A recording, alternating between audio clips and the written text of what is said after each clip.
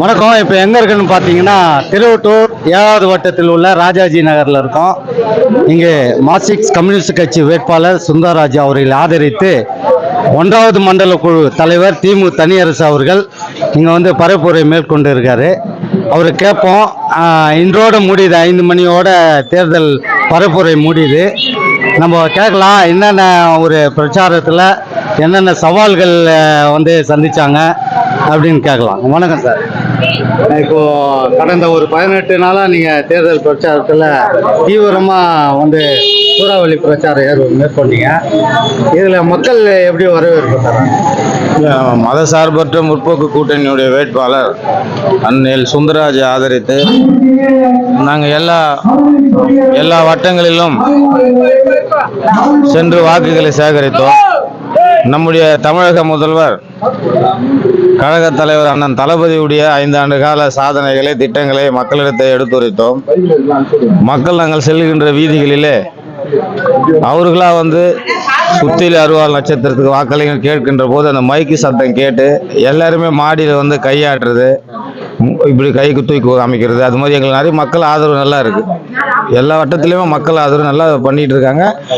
நீங்க தான் ஜெயிப்புன்ற மாதிரி வாக்குறுதி கொடுக்குறாங்க. நீங்க இது வரைக்கும் வந்து திமுக ஆட்சியில் 5 வருடமா வந்து செஞ்ச செயலை வச்சு நீங்க ஓட்டு கேட்டிருக்கீங்க.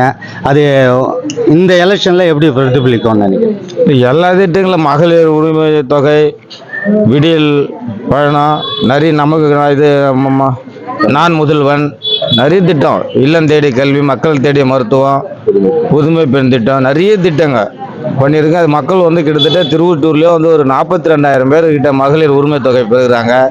அதுக்கப்புறம் காலேஜ் பிள்ளைங்க 1000 ரூபா கொடுக்குறாங்க. நிறைய ஸ்கீம் வந்து மக்கள் வந்து ஏற்றுக்கிறது தான் எங்களுக்கு எல்லா ஆதரவும் இருக்குது, ஆதரவு கொடுக்குறாங்க. இப்போ இந்த எலெக்ஷன் ரொம்ப டஃப்பாக இருக்கும் போல இருக்கு. ஏன்னா டிவிக்கு வேற உள்ள வந்திருக்கு. இந்த ஓட்டு வங்கி எப்படி பார்க்குறீங்க? டிவிக்கு எல்லாம் ஒரு கட்சின்றது மாதிரி யாரும் ஜனங்க அந்த அளவுக்கு சொல்லலையே. அது ஏதோ சின்ன சின்ன பிள்ளைங்க சொல்லுதுங்க, படம் பார்க்குற பிள்ளைங்க சொல்ல தவிர யாரும் அதை பெருசாக நினைக்கல. திருவட்டூரில் கம்யூனிஸ்ட் கட்சி எதிராக வந்து அதிமுக முன்னாள் வந்து சட்டமன்ற உறுப்பினர் வந்து குப்பன் அவர்கள் நிற்கிறாரு. இது சவாலாக இருக்கும்னு நினைக்கிறீங்களா நீங்கள்? இல்லை, சவாலெல்லாம் இல்லை. அவர் 10 வருஷம் 2 வாட்டி சட்டமன்ற உறுப்பினராக இருந்தார். இந்த திருவொற்றூர் தொகுதிக்கு எதுவுமே செய்யலை. அவர் எதை வச்சு அவர் ஓட்டு கேட்குறாரு, மக்கள் நம்ப மாட்டாங்க. அவர் ஒரே குறிக்கோள், எங்கள் வேட்பாளர் வந்து ஒரு ஏழ்மையானவர், தொழிலாளி வர்க்கத்தை சேர்ந்தவர், பாட்டாளிகளுடைய தோழர். அவரோட பணம் இல்லை. அந்த பணத்தை வச்சு அவர் கொடுத்து எதை ஜெயிக்க முடியுமா ட்ரை பண்ணலாமா தவிர மக்களுக்கோசம் எந்த சாதனையும் செய்யலை. அவர் 2 வாட்டி சட்டமன்ற உறுப்பினர் இருந்தார். ஓகே, நன்றி சார். உங்களை தொடர்ந்து வந்து நீங்கள் இந்த பகுதியை சார்ந்தவர் இல்லை அப்படின்னு தொடர்ந்து விமர்சனம் வச்சுன்னு இருக்காங்க. நீங்கள் எப்படி பார்க்குறீங்க? அது எடுபடாது. ஏன்னா நான் வந்து சின்ன வயதுலேருந்தே இந்த திருவொற்றூர் சட்டப்பேரவை தொகுதியில் தான் வளர்ந்தவன். அரசியலுக்கு வந்ததும் இங்கேருந்து தான். அதே மாதிரி இந்த பகுதியில் இருக்கிற ஏராளமான கான்ட்ராக்ட் தொழிலாளர்களுக்கெல்லாம் சங்கம் வச்சு அவங்களுடைய உரிமைகளுக்காக, சட்ட செயல்களுக்காக நான் வந்து கடந்த காலங்களில் போராடி வந்திருக்கிறேன். அதே மாதிரி இங்கே இருக்கிற லோக்கல் அடிப்படை பிரச்சனைகளுக்காகவும் நான் இந்த தொகுதியில் பணியாற்றி இருக்கிறேன். என்னை அப்படி யாரும் சொல்லவும் மாட்டாங்க, நினைக்கவும் மாட்டாங்க. ஏன்னா எல்லா பிரச்சனைகள் வந்த போதும் நான் களத்தில் நின்றுக்கிறேன். குறிப்பாக கடந்த ஒரு 6 மாத காலமாக ஏற்கனவே திராவிட முன்னேற்ற கழக அரசு தலைவர் ஸ்டாலின் அவர்கள் குடிமனை பட்டா பிரச்சனைக்கு கவனம் செலுத்தி அவங்க வந்து பண்ணிக்கிட்டு இருக்கிறாங்க.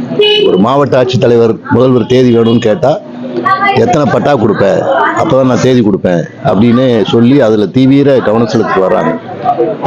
பட்டா கொடுக்க முடியாத நிலங்கள் என்ன, ஏன் கொடுக்க முடியல அப்படின்றதெல்லாம் ரொம்ப சீர்தூக்கி அதெல்லாம் வகைப்படுத்தி இப்போ பண்ணிட்டு இருக்கிறாங்க. அந்த போராட்டத்தில் நான் வந்து தொடர்ந்து இந்த களப்பணியில் ஈடுபட்டிருக்கிறேன்.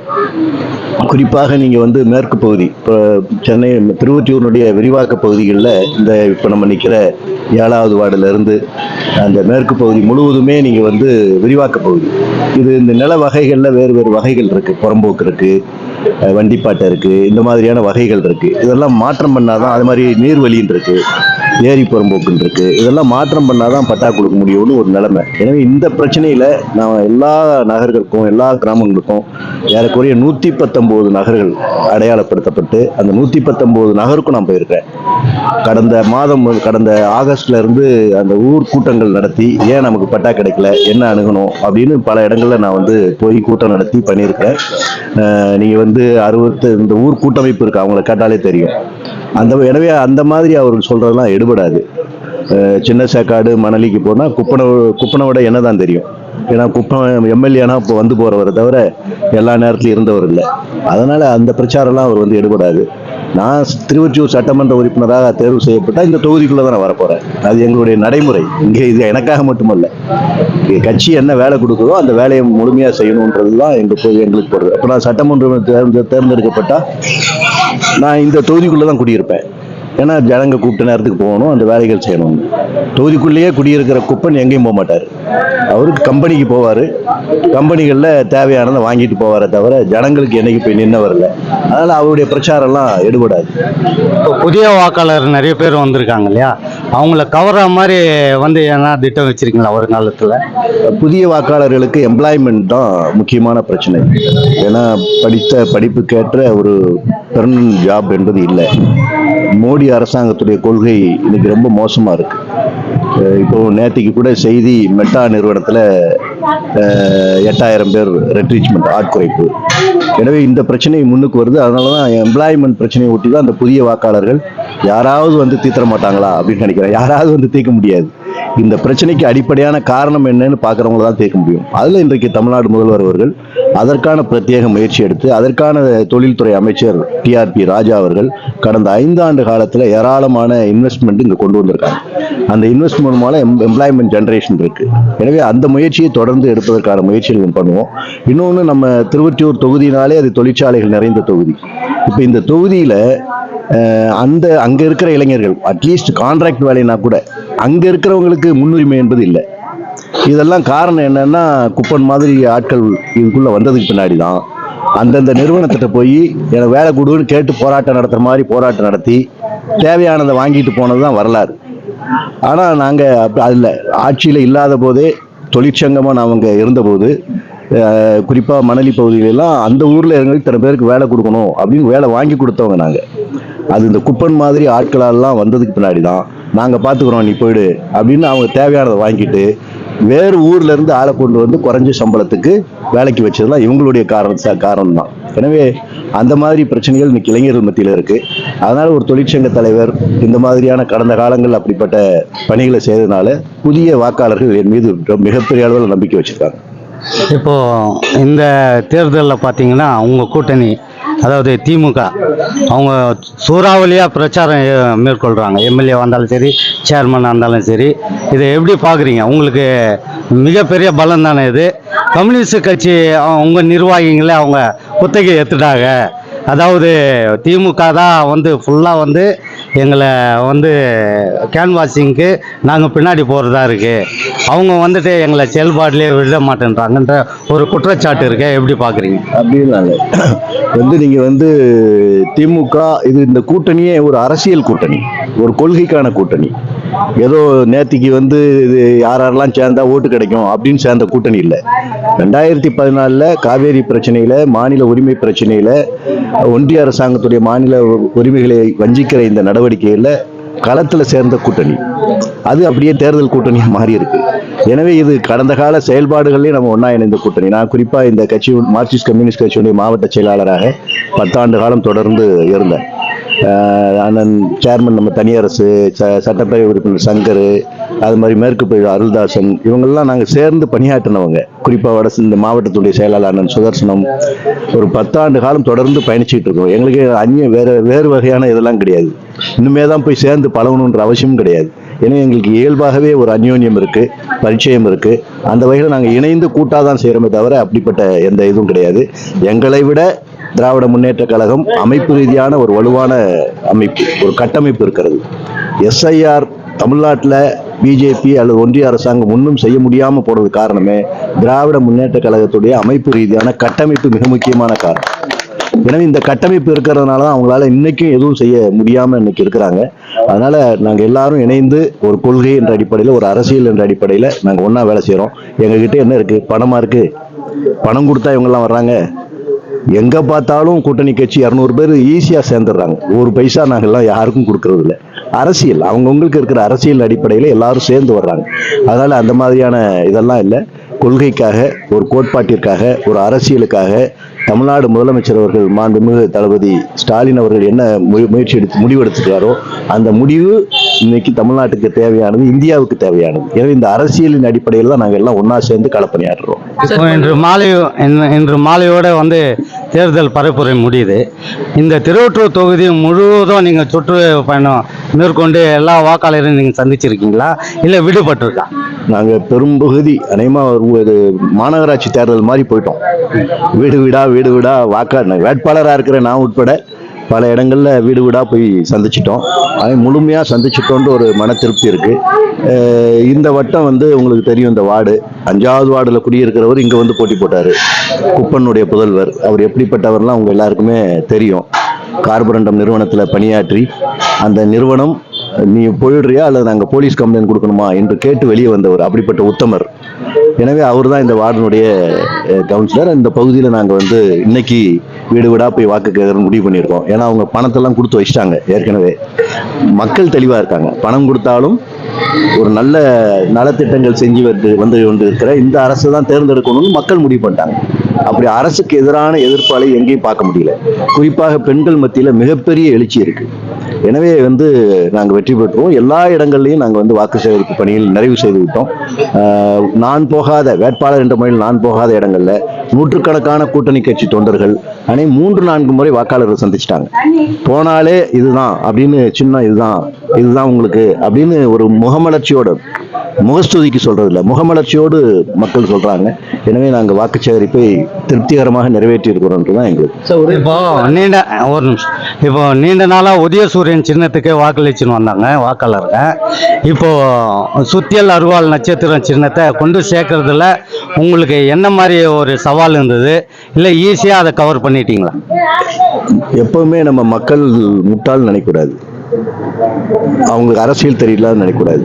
அவங்க அரசியல் தெளிவோடு இருக்கிறாங்க. அவங்களுக்கு எந்த சின்னம் என்ன ஏதுன்னு தெளிவாக தெரியும். என்ன காரணம்னா தொடர்ந்து உதயசூரியனுக்கு வாக்கு போட்டு பழக்கப்பட்டவர்கள். அவங்களுக்கு வந்து புதிதாக இந்த சின்னம் என்பது புதிதாக இப்போது அவங்க வாக்களிக்க போறாங்க, இந்த கூட்டணி கட்சியில் இருக்கிறவங்கலாம். எனவே இந்த சின்னத்தை நாங்கள் போய் கொண்டு சேர்த்துட்டோம். அதில் ஒன்றும் இல்லை, இந்த பெரிய அளவுக்கு கொண்டு போய் சேர்த்துட்டோம். வாக்காளர் மத்தியிலும் தெளிவாகவே சொல்றாங்க. 1000 பேர் போட்டி போட்ட போது 130வது பக்கத்தில் உதயசூரியன் சின்னம் இருக்குன்னு ஓட்டு போட்டவங்க தானே. எனவே இன்னைக்கு ஸ்டாலின் அவர்கள் இந்த தொகுதியை தலைவர் ஸ்டாலின் வந்து தொகுதியை கூட்டணி கட்சிக்கு கொடுத்துருக்காரு அப்படின்றது எல்லாருக்கும் தெரியும். அதனால அவங்க தெளிவாகவே இருக்காங்க. சுத்தியல் அறிவாள் நட்சத்திர சின்னம் அப்படின்னு தெளிவாகவே இருக்காங்க. அதில் எந்த விதமான குழப்பமும் இல்லை. திருவத்தூர்ல வந்து 800 கனரக வாகன போக்குவரத்து நெரிசல் அதிகமா இருக்கு. 2வது வந்து பள்ளி ஸ்கூல் விபத்துல அதிகமாக ஏற்படுது. நீங்க சட்டமன்ற உறுப்பினர் தேர்ந்தெடுத்தா அந்த கனரக வாகனங்கள் கட்டுப்படுத்துறதுனா வந்து வாய்ப்பு இருக்கு. எங்களை தவிர அதுல யாராவது ஏதாவது பண்ணியிருக்காங்கன்னு உங்களுக்கு தெரியுமா? போராட்டம் உங்க கட்சிக்காரர் பண்ணியிருக்காங்க. எங்க கட்சியில் திமுக அரசாங்கமும் திமுக தலைவர்களும் அதுல பெருமுயற்சி இருக்காங்க. ஆட்சியில் இருக்கிறதுனால அவங்க ரோட்டுக்கு வந்திருக்க மாட்டாங்க, ஆனா அதுக்கு முயற்சி எடுத்திருக்காங்க. எங்களை பொறுத்தவரை அதுல தொடர்ந்து விபத்து ஏற்படுற போது, அதே மாதிரி அதுல சர்வீஸ் ஆலையர்கள் தொடர்ந்து போன ஆகஸ்ட் 29 வரைக்கும் காத்திருக்கும் போராட்டம் நடத்தி சட்டப்பேரவை உறுப்பினர் தலையிட்டு, அதே மாதிரி நம்முடைய சேர்மன் தலையிட்டு, உயர் அதிகாரி அந்த இடத்துக்கு வந்து எங்ககிட்ட உறுதி அடிச்சுட்டு போயிருக்காங்க அந்த விபத்து ஏற்பட தடுக்கிறதுக்கு. இன்னொன்று, இதுக்கு காரணம் என்ன?